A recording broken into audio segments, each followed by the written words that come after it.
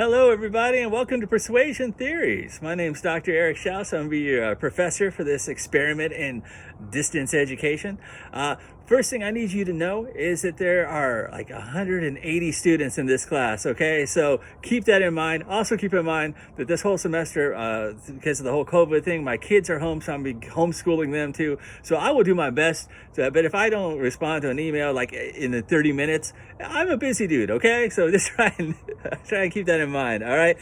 So welcome to Persuasion Theories. What I'm going to do right now, just an introductory video, kind of go through the syllabus, because I know nobody ever reads the syllabus, and there's information you absolutely need to know. So please watch this video to the end, okay? First thing, it's COM 3110, Persuasion Theories. If you have any questions for me at the end of this, you can go ahead and send me an email. The best way to get in touch with me is to always send me an email. I'll get back. If we need to have a Zoom meeting, happy to do that with you. Happy to try and converse with you any way that's going to be convenient for you. I can do it on the phone too, whatever you need. So what are we going to learn in this class? We're going to learn various methods of influence to get the stuff you want out of life. That's what the class is going to be about. And so we're going to increase your charisma. You're going to make more money. You're going to be happier. It's going to be fantastic. Like, life is going to be much better after you've taken this class. So the required reading for this class, there are 3 books. The first one is called Happier. The second one is Influence, Science, and Practice. And the third one is How to Talk to Anyone. And that's 92 Little Tricks for Big Success in Relationships. Why are we reading a book about happiness first? Well, because what you think might make you happy might not actually be what makes you happy. And I'm going to tell you how to get what you want from other people. So wouldn't it be horrible if I gave you all the strategies, right, to be persuasive and get stuff from other people, and then you got stuff that ultimately didn't make you happy? That'd be kind of a waste of your time in your life. So we're going to start with trying to figure out, well, what's going to actually make me happy as a person? So then I can use all these skills we're going to learn in the second 2 books to actually get stuff from people. And so we will be happier in the end, hopefully. All right. Basically, here's what how the assignments in the class are going to break down. The first book, there are questions at the end of every chapter, and there are time-ins in every chapter, and the time-ins are just things to think about and then to write down and to respond to. And so what you need to do in what's called the Happier Word document is you need to respond to about 75% of the exercises. So if there are 2 time-ins, and at the end of the chapter there are 2 questions, right?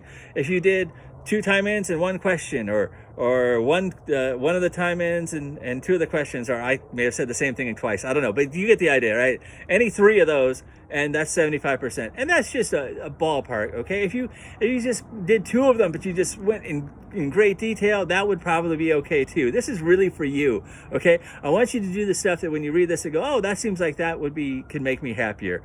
And if you oh, that seems dumb, you get to skip a couple, okay? You don't have to do everything in the book, because that's the idea behind this. At the end of the day, you should have written a minimum of 2,000 words by the time we get through that first book.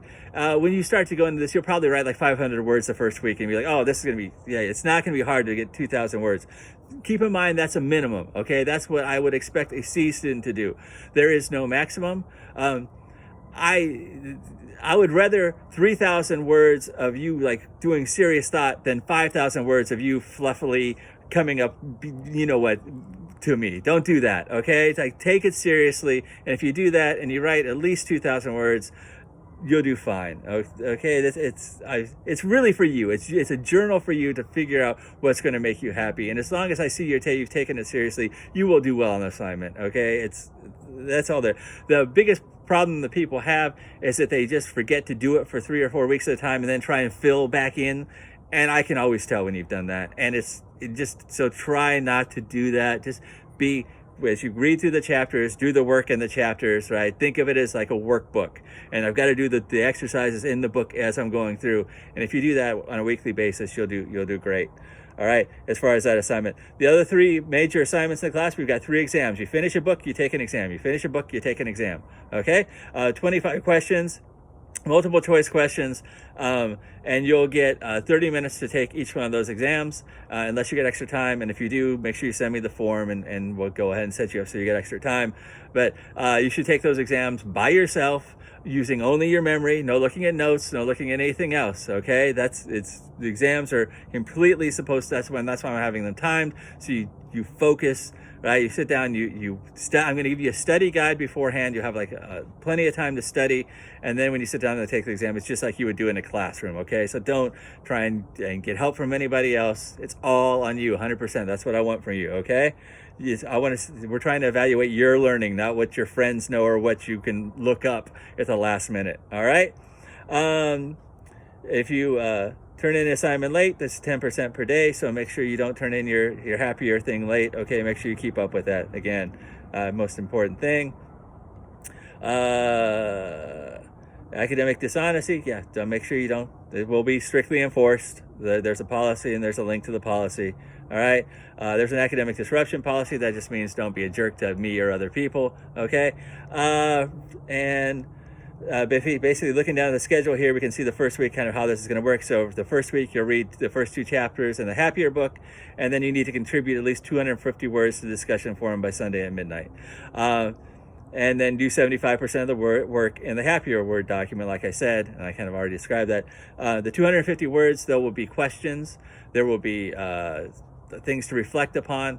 Just think about that like you're sitting in like any other class. You're sitting in a class, right? And normally where you kind of raise your hand and go, I want to say this, or I have this idea.